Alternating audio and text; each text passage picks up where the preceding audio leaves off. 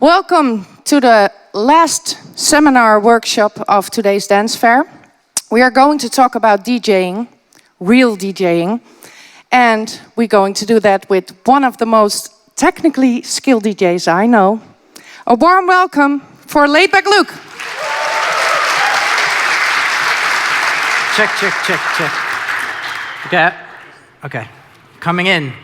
So yeah, I thought it was very important to do this workshop and get something going within the new generation about the real art of DJing. I feel nowadays people tend to look over the art, and the real art is such a wonderful thing, and it has such a long history.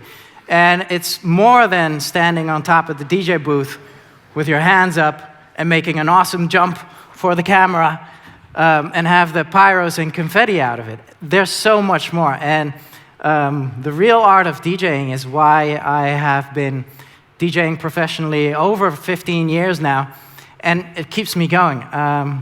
So once, I think Deadmau5 said, you know, he compared me with other DJs, and he thought, a lot of DJs are playing it safe, whereas I'm like a rally driver, and I like taking turns and like going through the dust, and this is what keeps me passionate about DJing. So I'm going to tell you a little bit about my history in DJing, what my influences were. I'm going to tell you a little bit of how I prep my sets. I'm going to tell you about the way I mix and select my tracks. I think is a very important thing. And well, so last but not least, I'm gonna tell you a little bit about DJ technique. So don't get me wrong, this seminar is not about like scratching or like being an amazing turntablist. Real DJing is not about that, and it didn't start like that. So actually, we used to have a lot of DJs that were just able to beat match with the vinyl decks. And they were legendary names, but sometimes you could even hear them making mistakes. And it was amazing because you would listen back to their sets and you would think, oh, is he going to correct it? Is he not going to correct it? Oh, he's getting it. Oh, no, he lost it. And this was such a special vibe. So a few of my influences, some Dutch names, which I want to throw up here because we're in the Netherlands and they've influenced me a lot. So for instance, DJ Remy used to, who knows DJ Remy around here? Does anyone know DJ Remy? Okay, so he's a legend. He's the guy that actually signed me to my first agency in the Netherlands, and he used to be known as the tightest DJ around. So that doesn't mean he was tied up in his ass. It means he was tight on the decks, and he could seamlessly mix tracks. Like so, a set would sound like one track of 2 hours long. So that influenced me at first. So whenever I started DJing, I would listen to his sets. So he came from the corner of like Sasha and Digweed, where it was just seamless mixing. So now I just want to do a seamless mix for you, so you know I can do that stuff too, because you always see me like bang, bang, psh, psh, psh. So let's just do a seamless mix for you.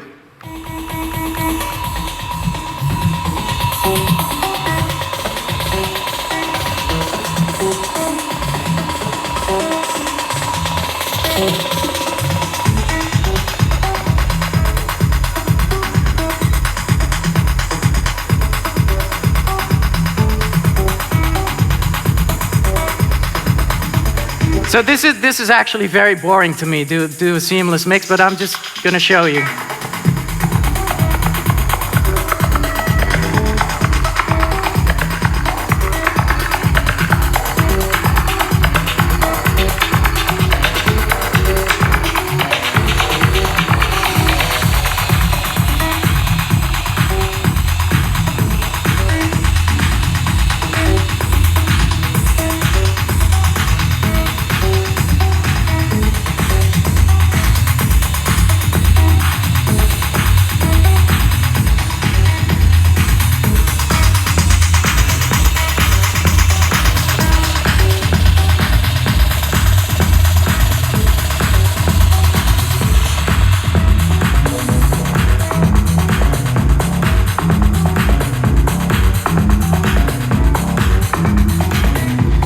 So yeah, anyway, if this would be my career, and if I would do this like 15 years long, I would be really bored behind the decks. But so this used to be like the thing.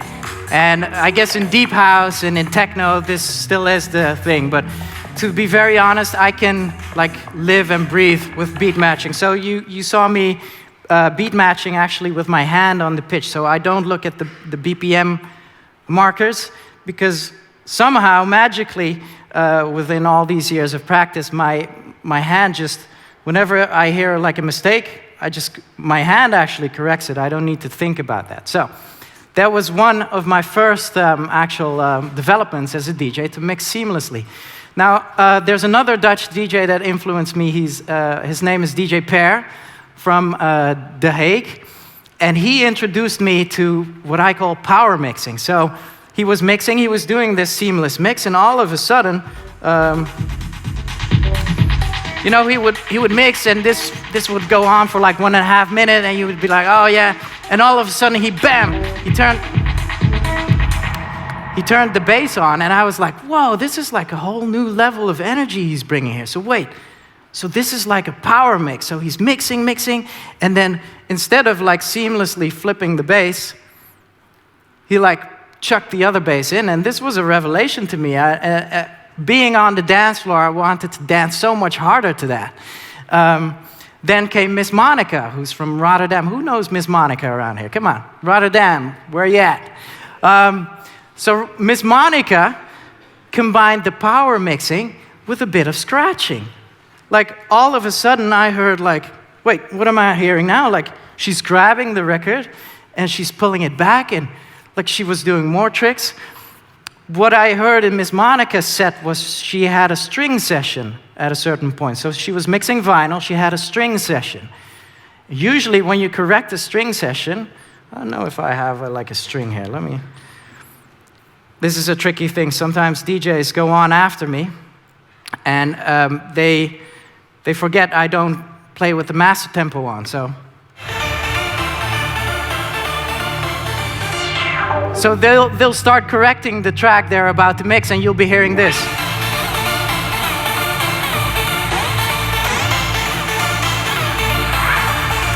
So back in the day with vinyl, we didn't have master tempo. So how would you correct a record that had like a string session and you were going wrong? So this is why I developed like mixing with the pitch, so you can actually like correct without having like the mistakes in there. Miss Monica taught me that. Other artists, Frankie Bones, man, Frankie Bones was something else. So a lot of times people think my roots are in hip hop, which is not. My roots are actually in like house music and techno music. Frankie Bones was a crazy techno guy. Let me look up. I'm going to show you a couple of tricks that Frankie Bones did. Let me see. So what Frankie Bones used to do, he would carry 2 tracks of the same around. This is on vinyl, so he would play a track, and then he would have another copy of that track. And because the mixers were like big, like chunky, long faded, useless pieces of he would do the effects as we know right now on the mixer. So I'm just gonna pull this one up for you.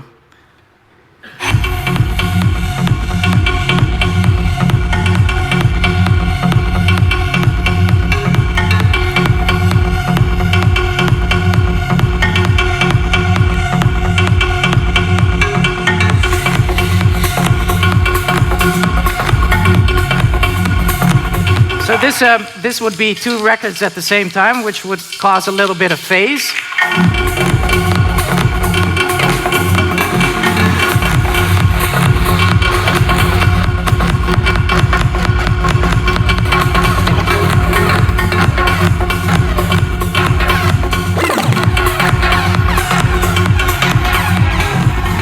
So that's some live Pioneer effectsing that we used to do like at the end of the 90s.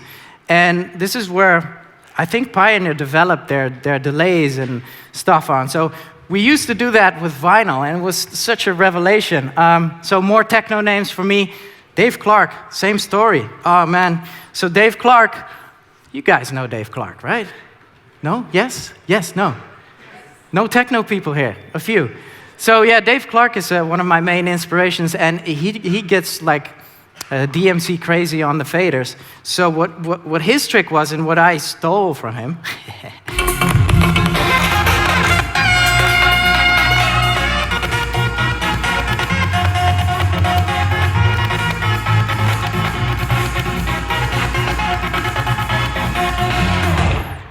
so he would have like these really long techno loops going on, just like and then just when you thought it was kind of boring,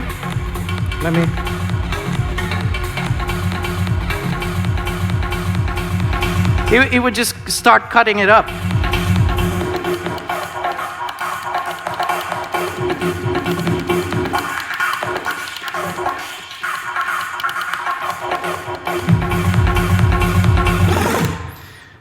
Which made techno less boring back in the day. It's a shame that a lot of techno people like forgot about that as well. So now it's just like mixing. Jeff Mills, obviously, he introduced me to 3-deck mixing, which I used to do when I played techno as well. 3 vinyl decks, you know, and you could have like loops going, you could have an a cappella, you could have 3 decks at the same time. Yeah, so those are my influences, basically, and that's why I trick as much as I do, because it's just so much fun. The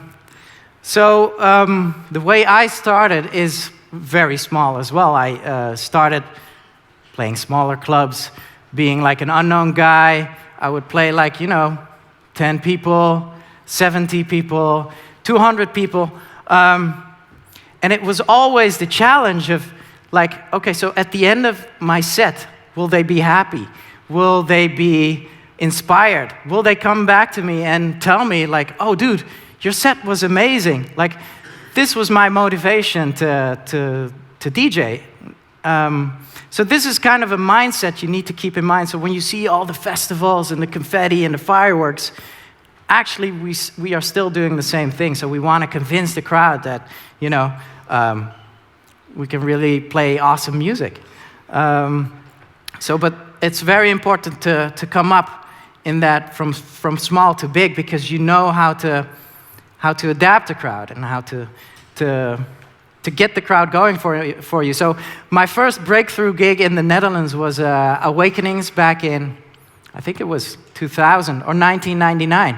I had the closing slot. I had been an Awakenings visitor for a while, and finally I got the chance to close it off. This was 8 a.m. to 10 a.m. in the morning, the last slot.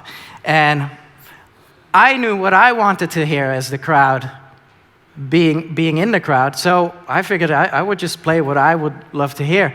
So I played, I tore the roof off, and when I finished, people were actually climbing up into the DJ booth, asking me what my DJ name was. So I remember this was my big opportunity, and I totally went for it, and after that, I could DJ in the Netherlands. And this is a kind of mind state that you need to have every time you perform. Give it your all, and do your best to convince people.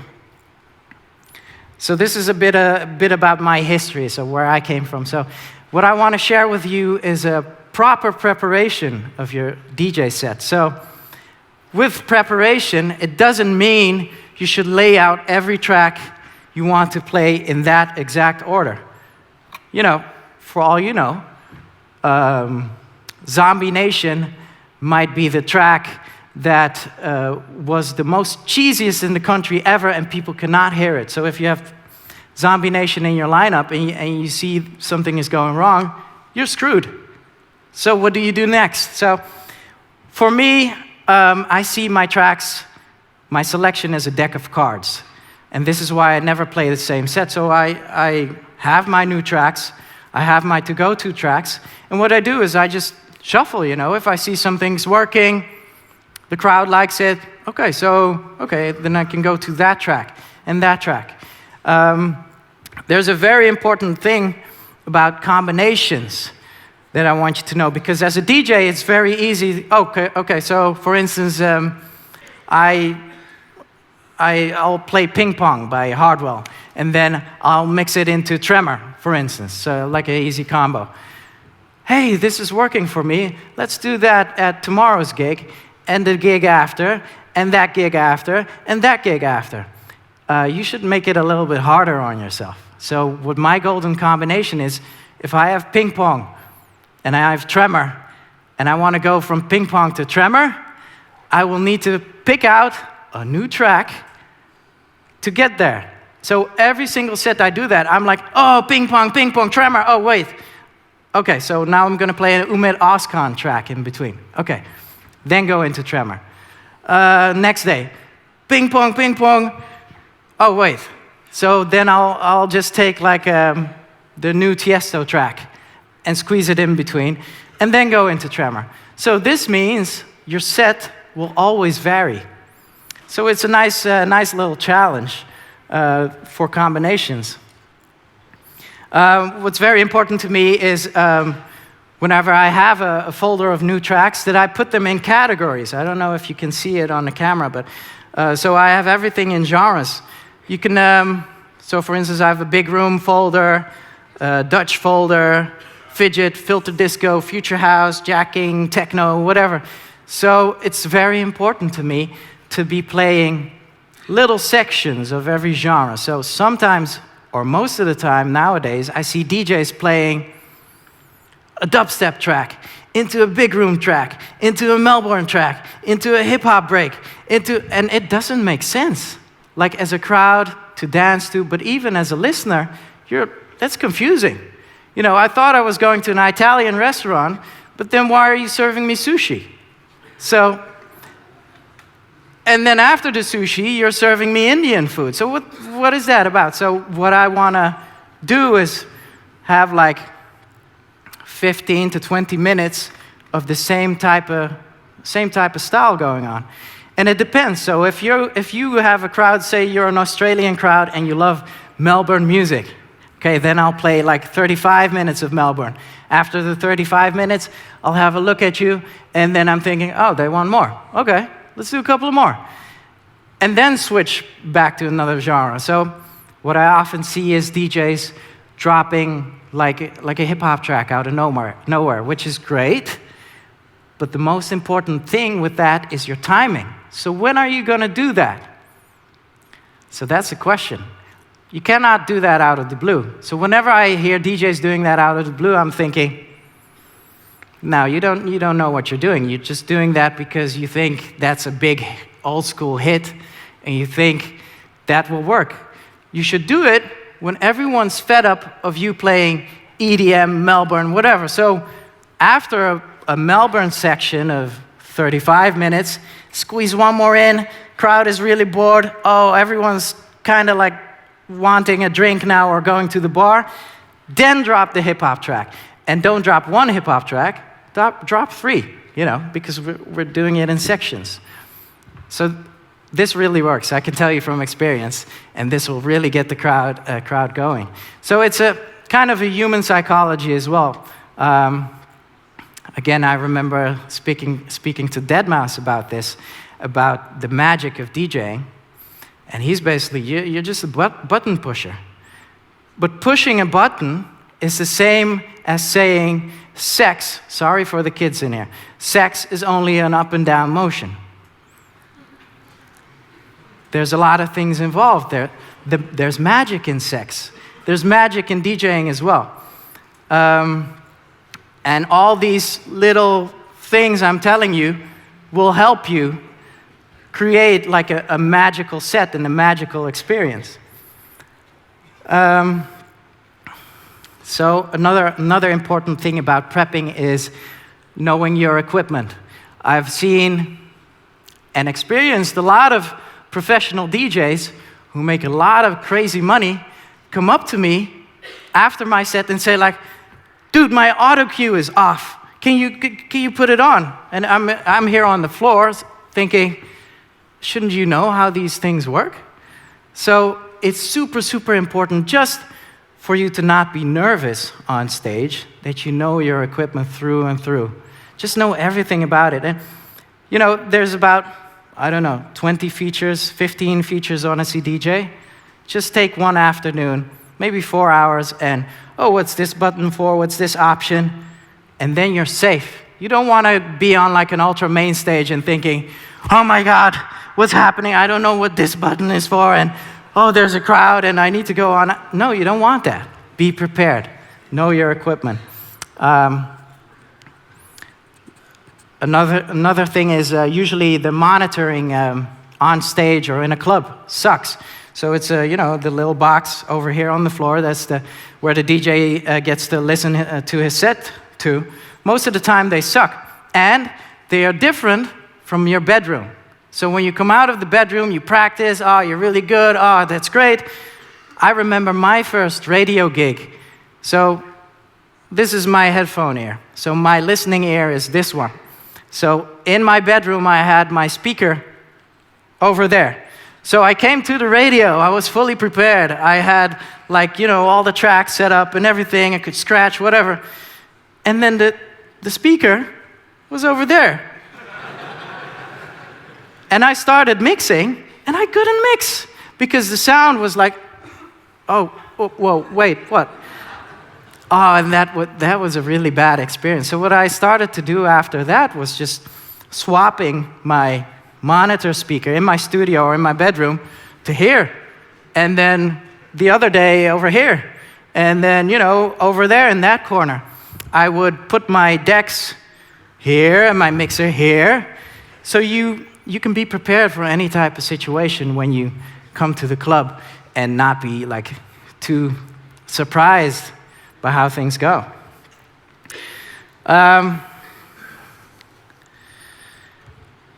What I also did back in the day was a lot of recording my sets in my bedroom. So every night I would record an hour of me mixing. And then in the morning I would listen back to it critically. Just like listening where I could improve. I remember my first mixtapes, and I would put them on in the morning, and my girlfriend would say, oh, you mixed this, right? Because she heard so many mistakes, and I was like, oh, yeah, that's me. And I promised myself that I would practice that much that she wouldn't be able to recognize like DJ Remy's set and my set. And then after she would say, oh, you mixed this, right? And I was like, no, this is DJ Remy. So, you know, that really helped me, just to listen to your own sets, and then you can listen to the combinations that work for you. Oh, this track with this track. Oh, that's awesome. Oh, I think the dance floor will be very happy to hear that kind of combination. Because speaking about combinations, there's this discussion that I had in Miami with the sick individuals. One of the individuals is here. I think the other one is sick. And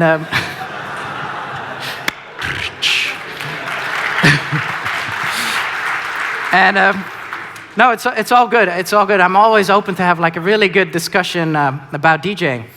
These guys are producers, and they tackle this like many producing DJs as a producer kind of deal. So for them, it's very important to do mixed in key.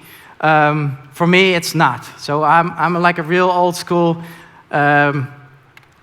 DJ.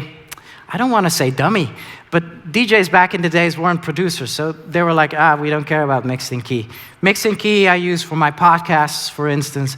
If you want to have something seamless in the air, you just do mixed in key. What I do, and that's most important to me, is mix on elements. It's a bit of the same as genre, but elements is like, okay, so what's in the track? So I'm gonna mix 2 tracks, and then I want one of you to tell me what similarities it is and why I mix the tracks together. So here we go. I'm gonna mix quick, okay?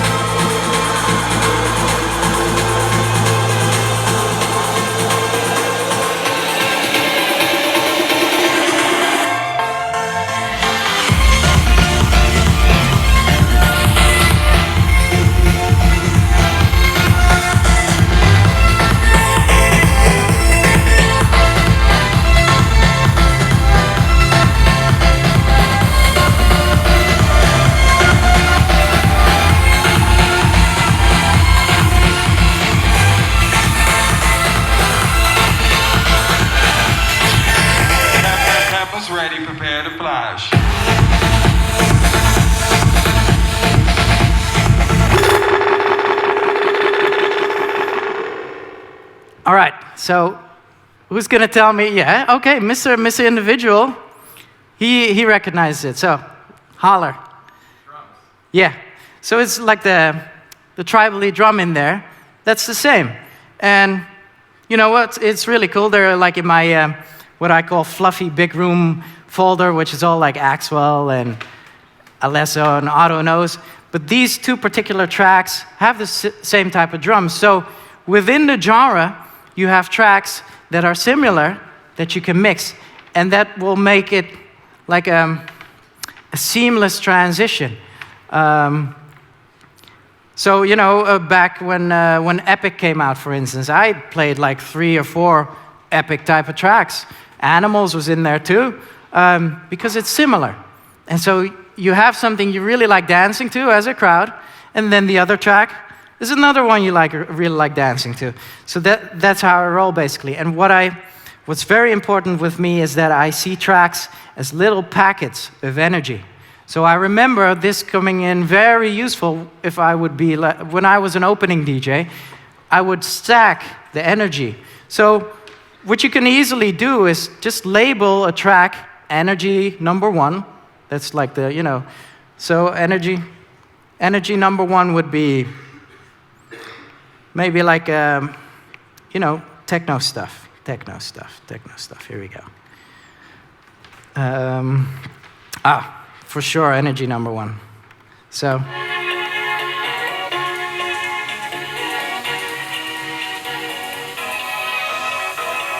So that's, you know, relax. Okay, so you're just warming up. Energy number 2. Okay, let me see if I can get some out of the same folder here.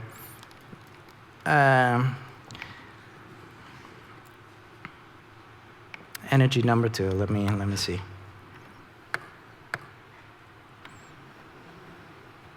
Baseline call me, and when I come, I'll be rolling to the rhythm with the rhythm and the bass and the vibe that told me. Boy, we get crazy. Give me a mic, get hyped, I'm lazy. So when you're thinking it's a walk in the park to everybody in the place. We're creeping in the dark. So you can tell the energy is a little bit more intense than the other track.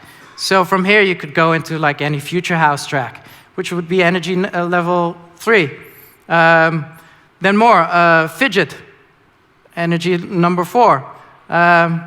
You know, you can go into, so, and then at the end you can end up like with hardstyle or before that like EDM or any tremor kind of track. But so then you can stack your set. Oh, I wanted a little bit more, a little bit more, a little bit more, a little bit more, a little bit less, a little bit less, oh, way less. And it's very important because what I think the dance floor is all about is about energy. People doing this, or people doing that, people doing this. And so if you can figure out the energy in a track, then you can like open your sets, but you can play peak time sets, but without even being like, you know, a commercial hoe about it. You can be like, I have a folder that says Rage Fest. So whenever I'm in front of a younger crowd, I'll just like open up the folder and it's like all like, 3, 2, 1, jump.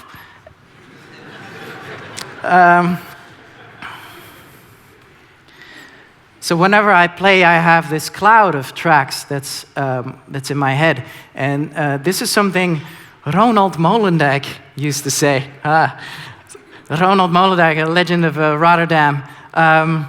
He would say, I'm always thinking about 3 or 4 tracks ahead.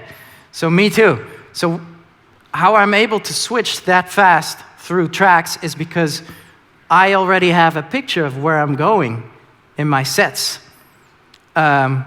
So one of the nastier things of when I'm performing is I don't like people around me, and especially when they tap me on the shoulder while I'm playing, this little cloud is gone. I'm like, oh, I don't know what to play next. And this cloud is very important just to, okay, so I'm playing this track, but I want to go there, and I need that a cappella, and I'm going to go here, and then you can switch it up really quickly. And I think this is something I do naturally, might be my key to being able to mix that fast, is to just know where I want to go and what I want to play. So sometimes in a crowd you get kids that, okay, so I'm playing this track, and then they want to hear a Chucky beat of the drum, and I'm like, wait a second, that's not possible. So I could never in my life drop Chucky's beat of the drum after this. So I'll need to morph in that. So how do I do that? So that's where the energy levels come in. So you take another track, and maybe a track with like a tribal-y beat, then maybe just a track with like some ravey synths, and then I go into beat of the drum, because then it's like a flow. And then people can still dance to it. So a lot of times with real DJing, it's manipulation as well. It's as if you're trying to get your ex-girlfriend to talk to you again. It's like, hey, how are you doing? Like, you know, you don't really care about that, right? Can we go out to eat again? And it's like you just wheel and weave your way into where you want to go with it. So to me, that's very important about DJing as well. So yeah, as I said, I could go on rambling about DJ technique. I will get to DJ technique soon. But a very, very, very important thing about DJing that's missed nowadays is the trend setting and the taste making. Back in the day, DJs would be these awesome guys that would have records that no one had. And they would be spinning it, and you were like, but what record is he playing? I want to have this record. And then you would look on the vinyl, and they would have it like stickered off, so you couldn't see the title. It was mad frustrating. But dude, those guys had awesome tracks. And what I want to say is that although it's very easy and tempting to play the Beatport Top 100 or Top 10, you shouldn't. Although the crowd wants to hear it, it's very important to go and dig into the 3,000 tracks that are coming out a week and find your own special secret weapon in there. Benny Rodriguez. Who knows Benny Rodriguez? Rotterdam. More. Okay, so he worded it really good for me. He's like, it's not about the hits you play, because everyone can play the hits. It's about what you play in between the hits that will mark you as an artist and that will give you the ability to stand out. Taste making. Taste making is super important, and you are in charge of what your style wants to be. Do you want to be like a fake Hardwell, or do you want to be like a fake Dimitri and like Mike and play their set? Or do you want to be you? You want to stand out. So think about that. It's very important to develop your own taste in music. I sometimes get really hurt when I post up my top 10 on my Facebook and people say, but wait, this track is #1 on Beatport, why isn't it in there? Because I think it sucks. So if I think it sucks, I won't play it. And that's the mentality of like an old school DJ. You should really keep that in mind. Taste making. So another super important thing is to feel out the crowd. It's a kind of like a spacey kind of term. So what is it, feeling out a crowd? How can you feel out a crowd when you're behind the decks, and how do you do that? So it's very simple. It's about monitoring the energy in a room. So, you know, when you see the crowd jump, it's usually a good sign. Or, you know, if they go and get a drink, that's usually a bad sign. And, you know, if you're playing something that you think, this will work, and no one is putting their hand up, that's a bad sign. So these are all like concrete things you can notice if your set is not working, or if it is. You know, people coming up to you like this, or this, that's usually a bad sign. And so where do you switch to? So, you know, if you, I had this once. It was a big, major screw up. I only noticed in the middle of my set, I was playing in a techno club. And this was right after I dropped my remix for Black Eyed Peas. And everyone ran away, and there were a couple of these ones in the crowd as well. And I was like, oh man.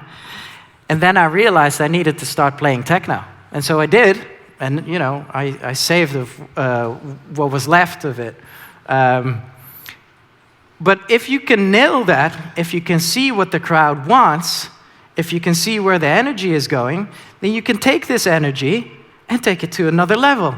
And then you can make nights that are unforgettable.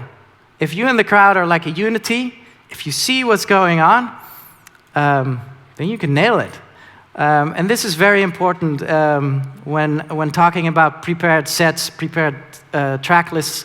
I could never do that. I did that with my live performance, where I took all my producer gear, tackled it like an artist, had a set list, and I remember dropping a new track, and I knew this wasn't going to work for this type of crowd, and I slapped myself in my face. I felt captured. I knew what track to play. I just couldn't. So yeah, it's super important to know what track you can play in place of that. You know, what can I do to catch the crowd? So this is one of the big mysteries of DJing, and a really nice game to always be playing. Whenever I'm in a club or whenever I'm at a festival, it's always a game of catch. Can I catch you? Can I catch you? Can I catch you? I see you not dancing. What do I need to play? I see them not dancing. Where am I? Oh, this is Brazil. They don't like Latin house here. Oh, okay. Switch back. So, and it's very exciting. If you can nail it, then it's the best feeling ever. If you can't, yeah, it sucks. So yeah, we ended up on the DJ technique. So now I can show you a little bit on how I DJ and how I do live mashups, for instance. What I prefer is to mix a cappellas live. I don't really like playing mashups of tracks with an a cappella because, okay, so I'm just gonna do this. I'm just gonna play a track. I'm gonna pretend, okay, so we're in Utrecht, and today we're in Utrecht. This is day 1, and I'm gonna play this track.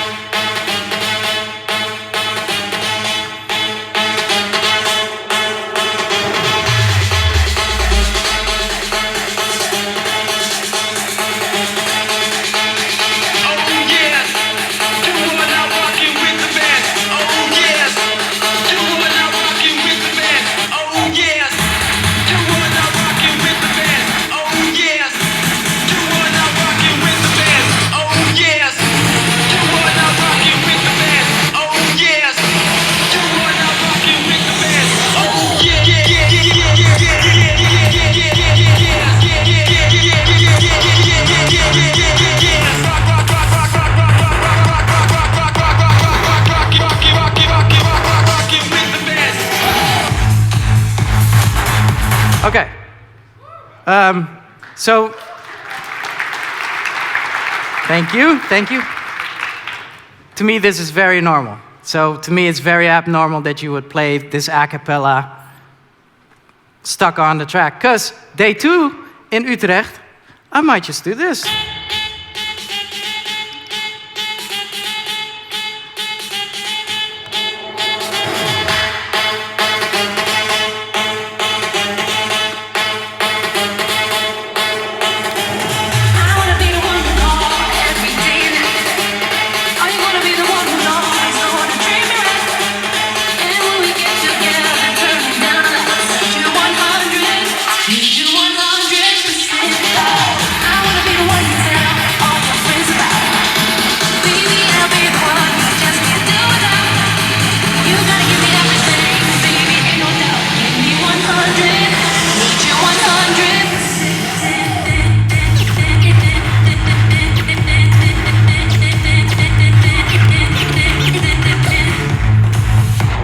So,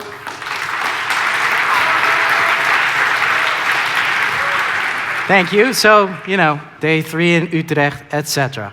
And it just leaves room for a lot of flexibility. I mean, I could like screw around and fool around with the vocal. I don't need to. I mean, I think it's fun to do so. But that for me is way more exciting than to just like play it safe and, you know, mash it up with like something that's just like if you press play. So same goes for another type of mashup, which I'm going to show you right now. Let me just like do it randomly, because sometimes people ask me, they were like, oh, this mashup you played of this and that track. And I'm like, no, that wasn't the mashup. That was just like me mixing. Let me just find a good track to mash this one up for you. Oh yeah, okay, I can do this. Okay, so again, day one in Utrecht. And I'm just gonna show you that it's super simple to not like prepare your mashups. And it's just so easy. So, okay, I'm gonna go here. So, okay, I'll show you. Let's go.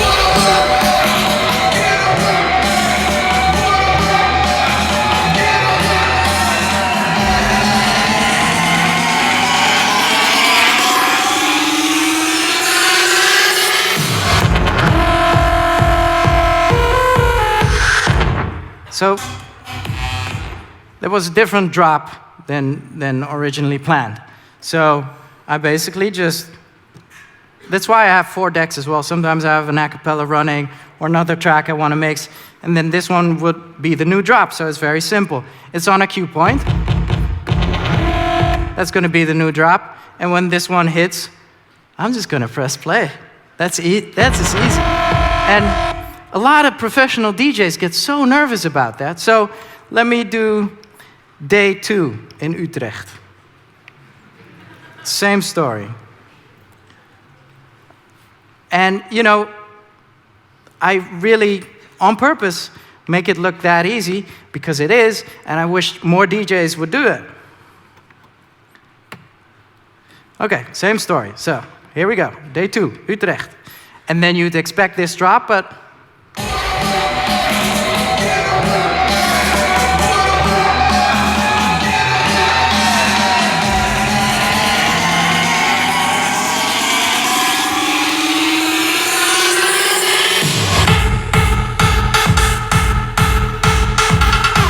so why the hell can't you do this live? This is so easy, right?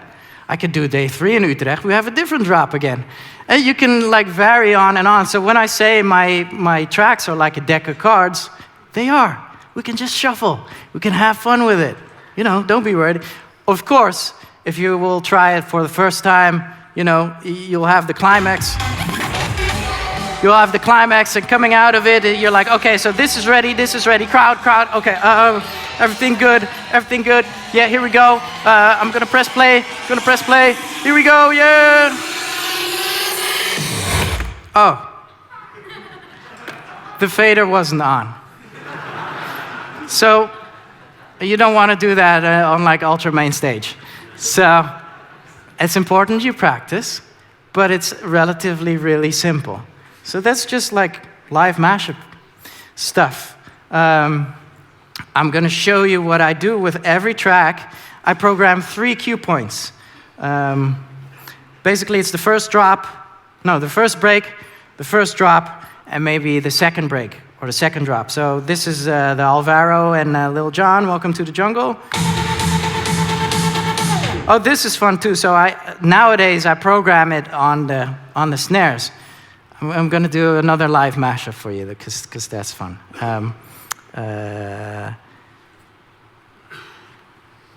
Lovers on the sun.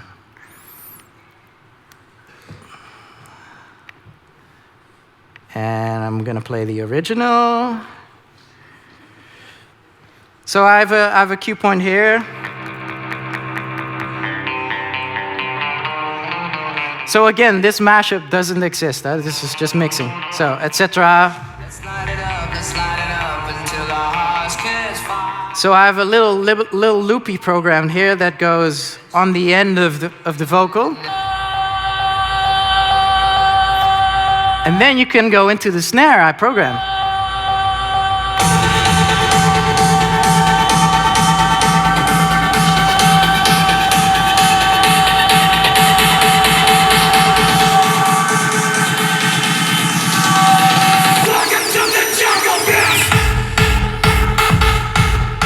So that's fun. That's just having fun.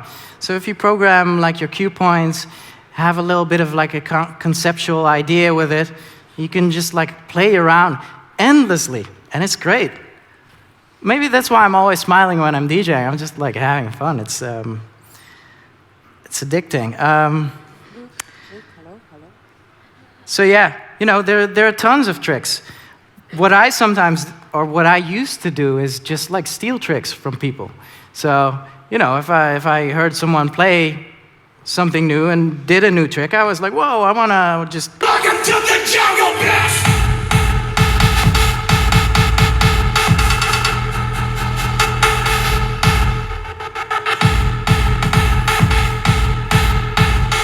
So this one used to be the Benny Rodriguez.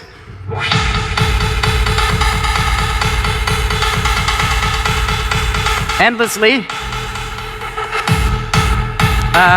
Like this is the Gesaffelstein. Welcome to the Jungle Blast!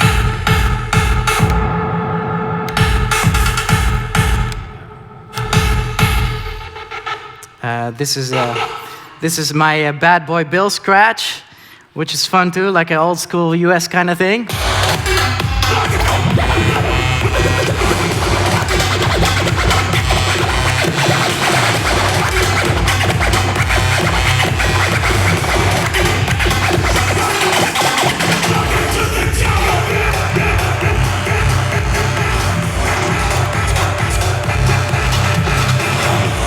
So the cool thing about scratching is, so you could hear the vocal screwing up, and then everyone on YouTube is saying, ha ha ha, fail, Laidback Luke, fail, you see? Like Laidback Luke cannot DJ, and so, but you can see, then you can save it. So,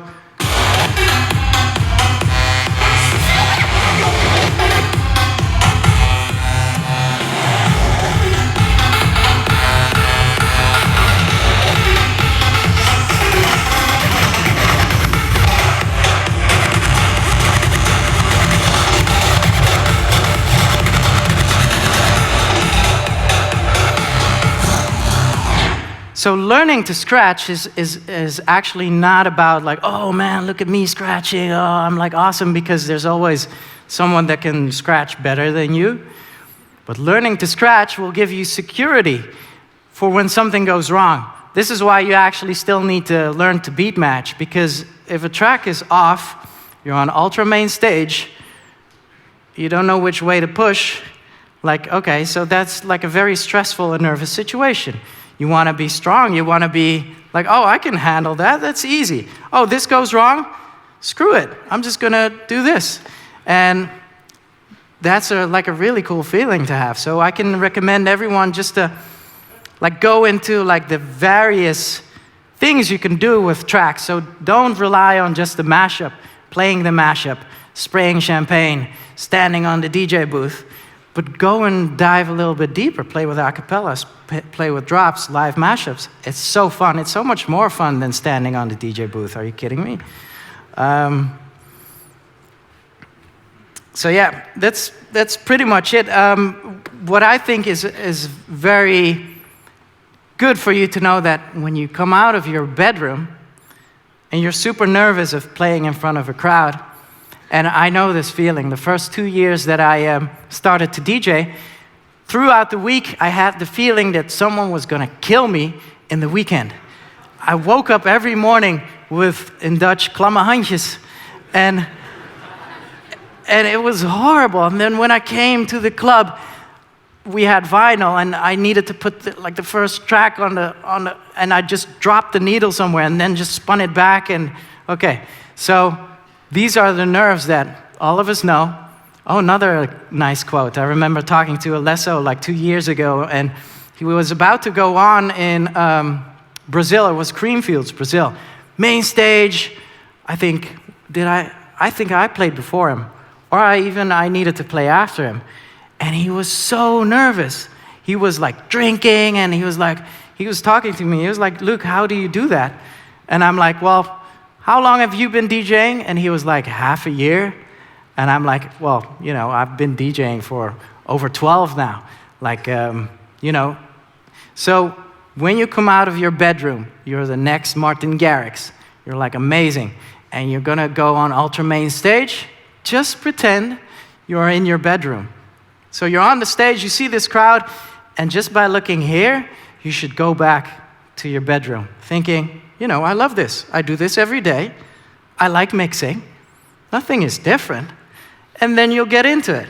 And then you could see the crowd, and hey, the crowd is going for it. And if I put one hand up, other people are going to put my hand up. This is fun. Like, okay, hey, oh, hey.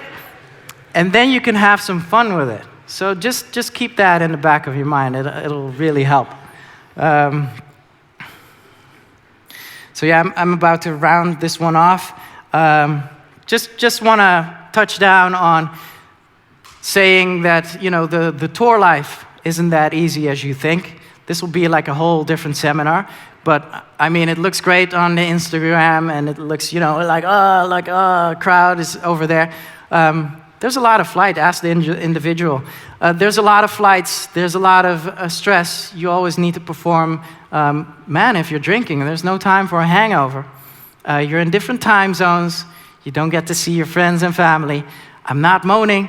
I'm just warning you. So it's great. It's really great, and we're super lucky we can do this on this scale, and especially being DJs from the Netherlands, we have like an open entrance to like be on top of the world.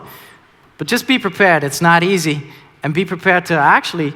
What I want everyone to realize is try and live as healthy as you can, and then perform, and then you're amazing.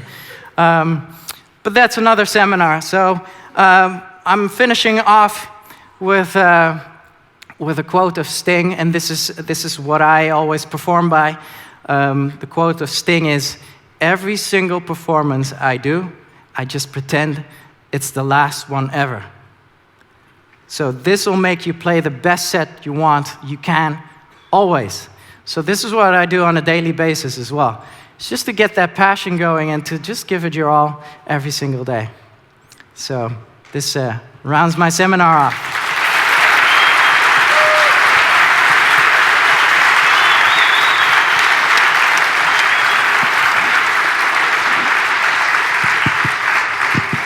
Questions? What? Yeah.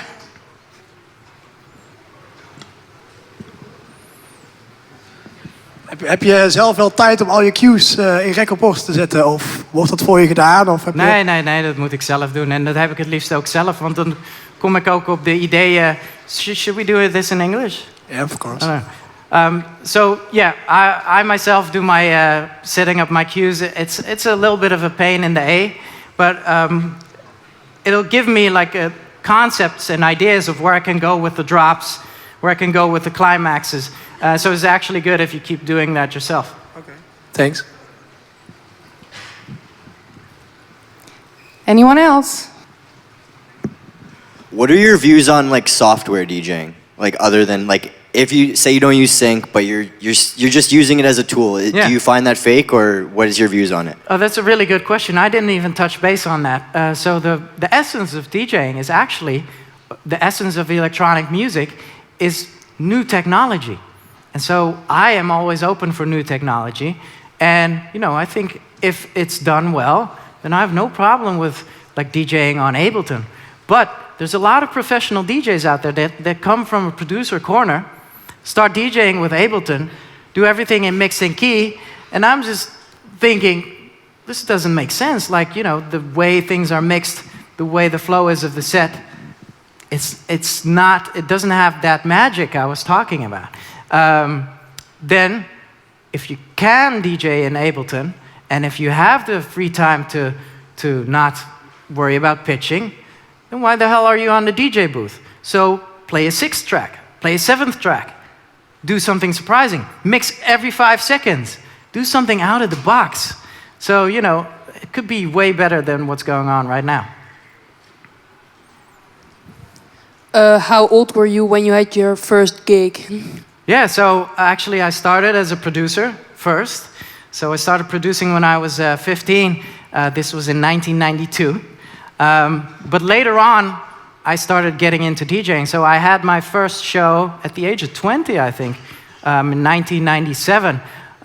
So I'm a producer first, and then a DJ actually. Here. I had a question. If you're starting off as a producer or a DJ, you mainly have a style, and maybe that's EDM, which is kind of heavy style. And at your first gigs, you always get planned at the start of the evening. How do you handle that? Because you can't profile yourself as an EDM DJ in the beginning of the evening because you can't drop that hard. God, it's so terrible there's like underage kids in there because I really want to compare DJing with sex. You guys close your ears and I'm just going to do it anyway for the adults in here. So, what do you do at the beginning of a night with your girl? Yeah, I get the point, but...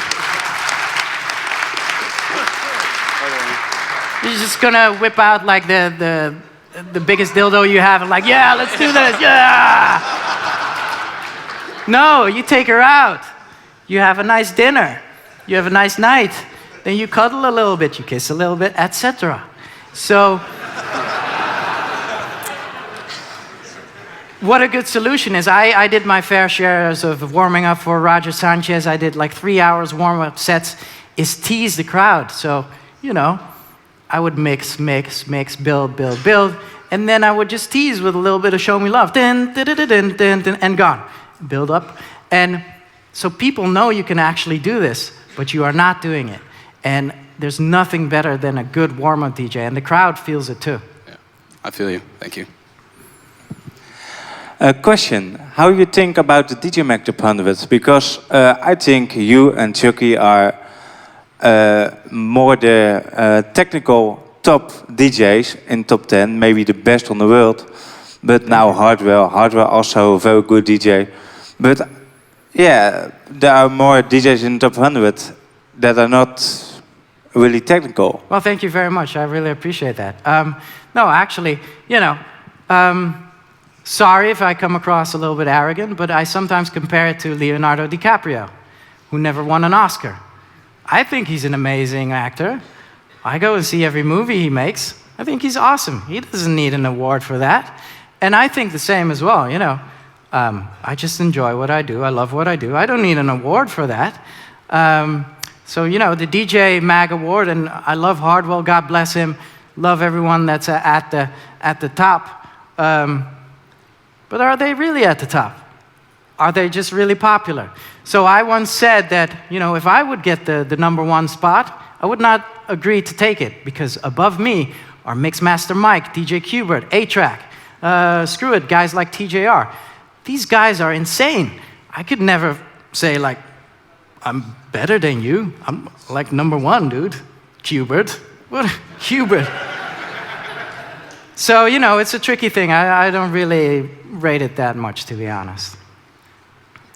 Hello, a time ago I was playing on a party and the DJ booth was so hard I didn't hear what I was doing. Do you ever had that problem? Oh man, it was terrible. I remember back in the day when I first started out DJing, there was someone of the government measuring the amount of decibels that I had coming out of my monitors. And I used to do a lot of DJs like the regular Dutch DJs do, a lot of shows, you know, 4 a night or whatever. So it was the end of the night.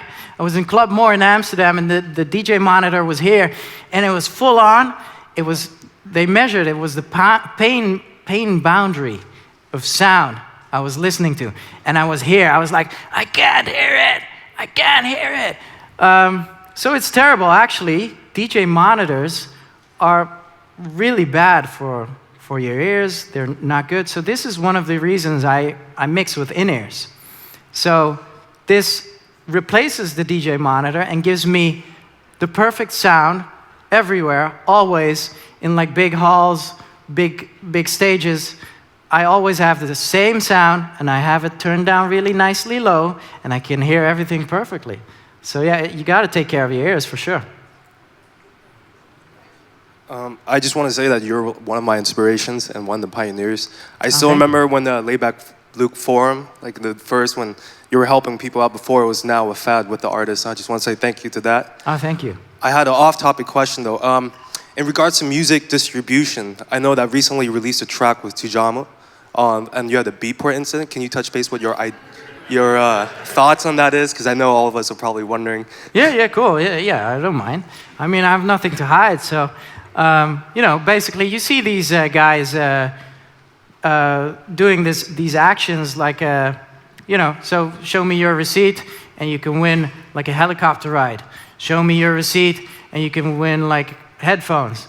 And us at our record company thought we can take that next level, see how that works. So you show us your receipt, we give you your money back. And that's pretty much it. And it generated us 30 extra sales of the 1100. And they kicked us out of the Beatport Top 10. So, you know, maybe we should hand out headphones next, or like horse rides or whatever. Are there any more questions? One more? Yeah, so what is actually better about these in-ears than just regular headphones? And how do you manage your the level of damage to your ears? And have you any advice to us? Okay, so there are a couple of different styles of DJs. So one of the DJs only listens to one ear and has the monitor here. So I'm one of those. Other DJs put put the cue on the master and mix with two ears. If you're one of those, you shouldn't do in-ears. That's, you know, you're good. Your sound is good everywhere. You have the same sound. Doesn't matter if you're in a big hallway or not. So, but if you're one of these DJs, or these DJs, then I could recommend you to start DJing with in-ears. So basically these damp as well, or not this one, the other ones I have, minus 20 dB. So you can put the volume really low and you can just hear all the details. And it's perfect sound everywhere. Okay, I think we should wrap it up. Or you have one last thing you need to share with us? No, I've never talked as much in my life as you tonight. did. You did well. Thank you. Give a big applause and a thank you, Laidback Luke. Woo!